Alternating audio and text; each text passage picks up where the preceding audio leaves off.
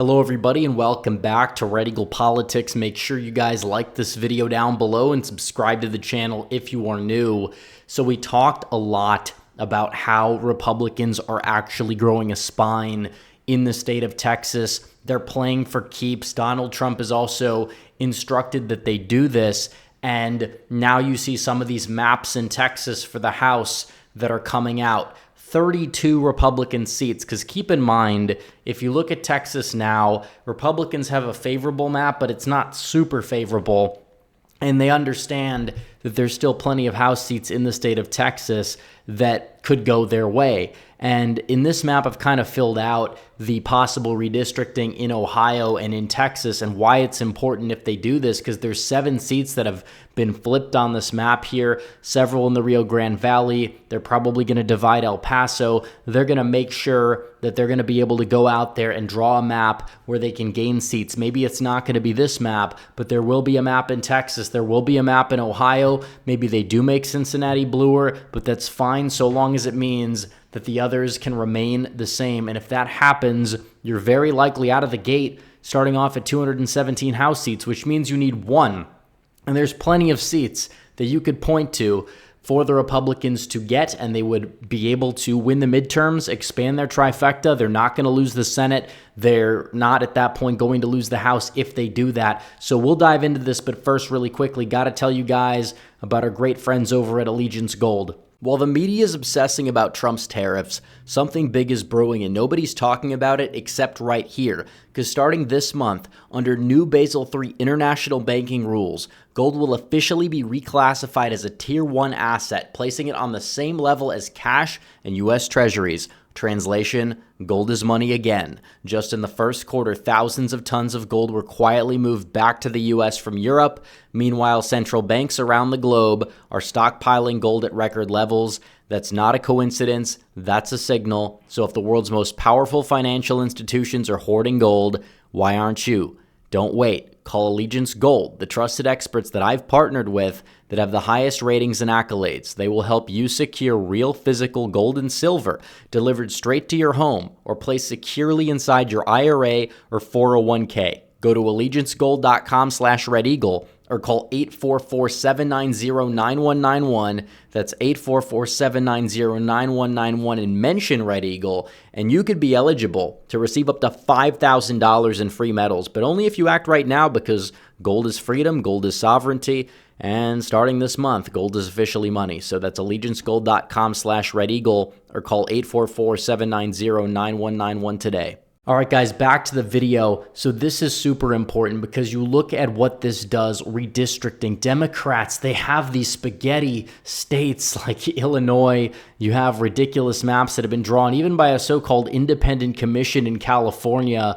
You look at states like Nevada, where they've done a dummy mander, but still it's a gerrymander. New Mexico, where Republicans are getting 45% of the vote. Democrats favored in all 3 seats, even though one is kind of trending red, a little bit of a dummy mander there. And then on top of it, the Supreme Court decided to just throw out all just constitutionality and principle. Even some of these Trump-appointed justices like Brett Kavanaugh caving, basically handing Democrats free seats on a silver platter in Louisiana. They had to draw a ridiculous seat just for them because the geography was so bad, but because they say, oh, there's X amount of a percentage of the black population, you have to have a seat. You won't see that going the other way regarding, a white working class district in New Mexico or even some other states like Nevada, California. It doesn't go both ways, and Democrats are taking advantage of that. And on top of it, you have states like Maryland, Connecticut, Massachusetts,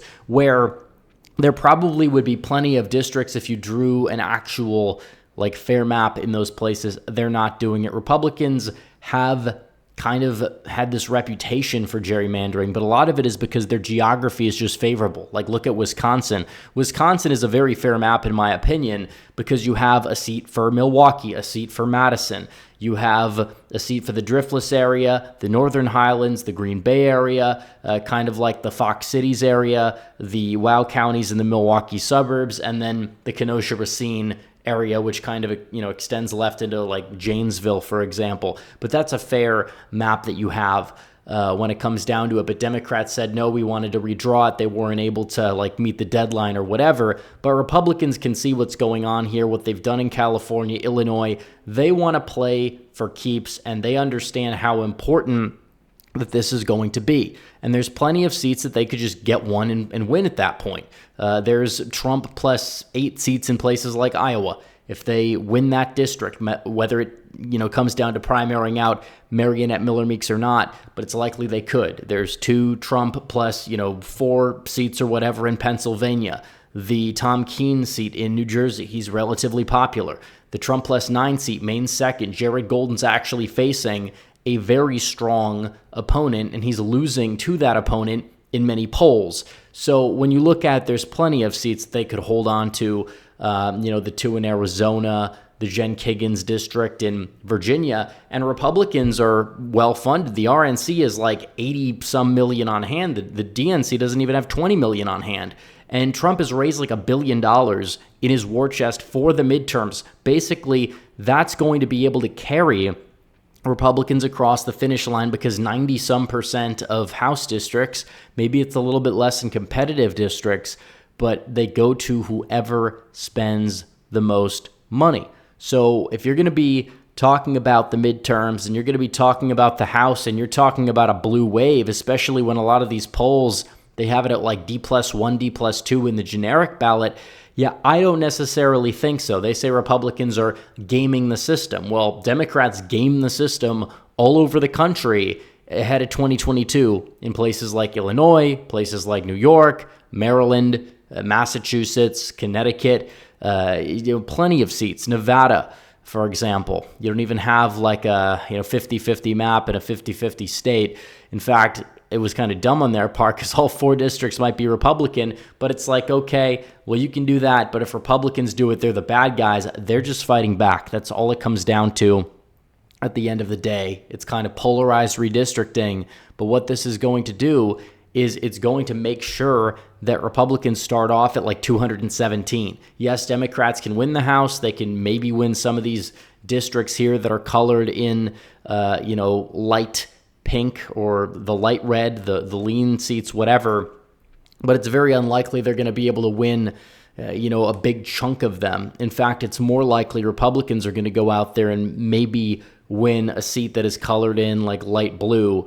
But either way, if it comes down to the toss-up seats and Democrats sweep them, they would have to win 18 out of 18 in order to go out there and retake the House. I don't believe that's happening. So I'm somebody that thinks like, this is a midterm year where you have a Republican president that's in power. Even if the polls have his approval rating a little bit underwater, he's still more popular than he was in his first term. But Democrats should be anticipating to take the House, especially because they are the party that does better now when there's lower turnout. That didn't used to be the case 10, 15 years ago, but it is now. So we'll see what happens on that front. But still, this is huge and could really just protect the Republican majority. And you have Republicans that are willing to actually fight back. Because you see what they do to Illinois. You see what they did to New York, especially the first map they tried to do. This map is good for Republicans because the closest seat is like Trump plus 14. And even the Ohio maps that I've seen, the closest seats there are also Trump plus 14 and trending to the right. So they're not really going to go anywhere. Democrats will have their vote sinks in Cincinnati, Columbus, and Cleveland. Republicans are going to be able to have the rest of the state. The geography goes relatively well for the Republicans in Ohio. They should take advantage of that. You hear, claims that Democrats are going to try to do the same in California. It's unlikely that they're going to be able to. Newsom is complaining about it. He's trying to capitalize on it because he's very likely going to go out there and run for president in 2028. It doesn't really seem as if he's going to be able to do that because it is an independent commission, even though the commission itself is not very independent by all metrics. They have less than 10 out of the 50 seats or so in California that are Republican seats. Meanwhile, Republicans are going out there and they're winning like 40% of the vote. I'm not saying they have to have 40% of the seats, but that disparity, it's a little bit too much. overall. So why not fight back in a place like Texas? Republicans have done a good job in Florida, which again, that's a relatively fair map they have in Florida now, especially because even if you did draw a Jacksonville district, it's very likely that you possibly could see like some sort of red seat there, maybe more competitive. But still, this is just how it's been going. Democrats have been playing the victim with gerrymandering for quite some time. Republicans have finally found a set of stones to fight back, and you're seeing exactly what's happening. And it very well, because they would have grown a set of stones and play for keeps and understand that we have to continue to pass Trump's agenda through. And even if it means going out there and beating the Democrats at their own game, yeah, we're going to do that. And that's a good thing. So anyways, guys, thanks for watching this video. Like this video down below, comment down below, subscribe to the channel, hit the bell for notifications so you never miss another video. Follow me on social media. The links are all in the description down below. And I will see you guys in the next one. Red Eagle out.